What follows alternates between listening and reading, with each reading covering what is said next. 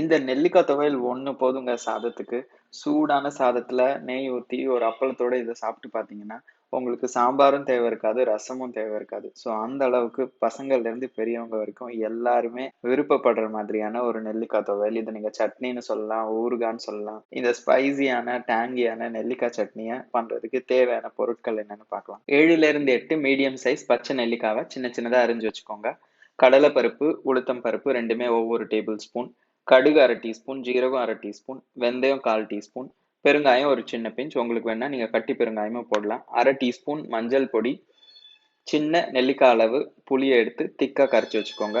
காஞ்ச மிளகா, பச்சை மிளகா 2மே போடுங்க. காஞ்ச மிளகா 3லேருந்து 4 காரத்துக்கு ஏற்ற மாதிரி.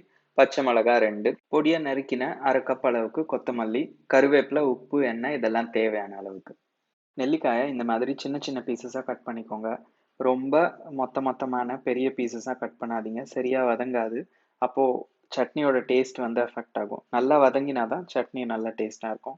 வாணல்ல எண்ணெய் விட்டு சூடானதும் கடுகு போட்டு பொரிச்சுக்கோங்க. அப்புறமா ஜீரகம், பெருங்காயம், வெந்தயம், கடலைப்பருப்பு, உளுத்தம் பருப்பு இது எல்லாத்தையும் போட்டு நல்லா பொன்னிறமாகிற வரைக்கும் இதை வந்து வறுத்துக்கோங்க.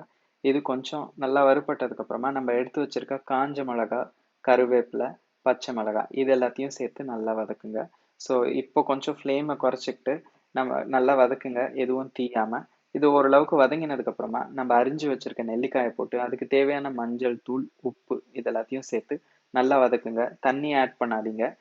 உங்களோட வானல் வந்து நான்ஸ்டிக் இல்லைன்னா நீங்க இன்னும் கொஞ்சம் எண்ணெய் கூட விட்டுக்கோங்க. ஃப்ளேமை கம்மியா வச்சுக்கோங்க, அடி பிடிக்கக்கூடாது. நெல்லிக்காய் வந்து வானல்ல எல்லாம் தீயக்கூடாது. ஸோ இது மாதிரி கண்டினியூஸா ஒரு நிமிஷத்துல இருந்து 2 நிமிஷம் வரைக்கும் வதக்குங்க. நீங்க வதக்குறீங்களே இனிஷியலா, இதை வச்சுதான் உங்களோட சட்னியோட டேஸ்ட் வந்து எப்படி இருக்கும்னு வரும். நல்லா வதக்கினீங்கன்னா உங்களோட சட்னி நல்லா டேஸ்டா இருக்கும். ஸோ இது கொஞ்ச நேரம் வதக்கினதுக்கு அப்புறமா மூடி போட்டு அதை வேக விடுங்க. நடுவில் செக் பண்ணிக்கோங்க அடி பிடிக்காம இருக்கான்னு. ஒரு 4லேருந்து 5 நிமிஷத்துக்குள்ள வெந்துடும். ஸோ மூடியை திறந்து செக் பண்ணி பாருங்க. இப்போ பாருங்க, நான் அழுத்தி காமிக்கிற மாதிரி இந்த மாதிரி நெல்லிக்காய் வந்து சாஃப்ட் ஆயிடுச்சுன்னா அப்புறமா நம்ம அரிஞ்சு வச்சிருக்க கொத்தமல்லியை சேர்த்து அதுவும் நல்ல பச்சை வாசனை போற அளவுக்கு நல்லா வதக்குங்க. எதுவும் தீயக்கூடாது. கொத்தமல்லியும் நல்லா வதங்கினதுக்கு அப்புறமா நல்ல திக்கான புளியை கரைச்சி இதுல ஊத்துனீங்கன்னா கண்டிப்பா தண்ணியா இருக்கவே கூடாது. அப்புறமா அந்த நெல்லிக்காய் வந்து அந்த புளியை உடனே இழுத்துக்கும். அப்போதான் வந்து நெல்லிக்காயோட அந்த துவர்ப்பு போகும். இந்த புளி போய் அந்த துவர்ப்பை வந்து கட் பண்ணும். ஸோ அதனால நம்ம நெல்லிக்காய் சட்னி சாப்பிட்றப்போ அந்த நெல்லிக்காயோட துவர்ப்பு நமக்கு அந்த அளவுக்கு தெரியாது அப்போதான். ஸோ அதனால இந்த புளியை திக்கா ஊத்துறது ரொம்ப முக்கியமான விஷயம். நீங்க உங்களுக்கு புளி வேண்டாம், எனக்கு புளிப்பு பிடிக்காதுன்னீங்கன்னா நீங்க புளிப்பை அவாய்ட் பண்ணலாம். ஆனா நெல்லிக்காய் சட்னி கொஞ்சம் துவர்ப்பா இருக்கும். ஸோ அதை கட் பண்றதுக்காக நம்ம புளி ஊற்றணும். ஸோ இது புளி ஊற்றி ஒரு 2 நிமிஷத்துக்கு கண்டினியூஸா வதக்குங்க. அப்போதான் அதோட டேஸ்ட் வந்து பெட்டரா இருக்கும். ஸோ நீங்க எவ்வளோ தீயாம எவ்வளோ நல்லா வதக்குறீங்களோ அவ்வளோக்கு அவ்வளோ சட்னி டேஸ்டா இருக்கும். இதை எடுத்து ஒரு பிளேட்ல நான் டிரான்ஸ்ஃபர் பண்ணி சுத்தமா ஆற விட போறேன். ஸோ நல்லா ஆறினதுக்கு அப்புறமா இதை வந்து ஒரு மிக்ஸி ஜாரில் போட்டு தண்ணியே விடாம அரைங்க. நீங்க வந்து ஒரு துவையலுக்கு கூட கொஞ்சமா தண்ணி விடுவீங்க, ஆனா இதுல நீங்க தண்ணியே விடக்கூடாது. ஸோ அதனால பொறுமையா தான் அரைச்சாகணும். ஒரு 4 பல்ஸ் பண்ணிட்டு அப்புறம் ஓப்பன் பண்ணி திருப்பி ஸ்க்ரேப் பண்ணி விட்டு திருப்பி திருப்பி அந்த மாதிரி தான் பண்ண வேண்டியதா இருக்கும்.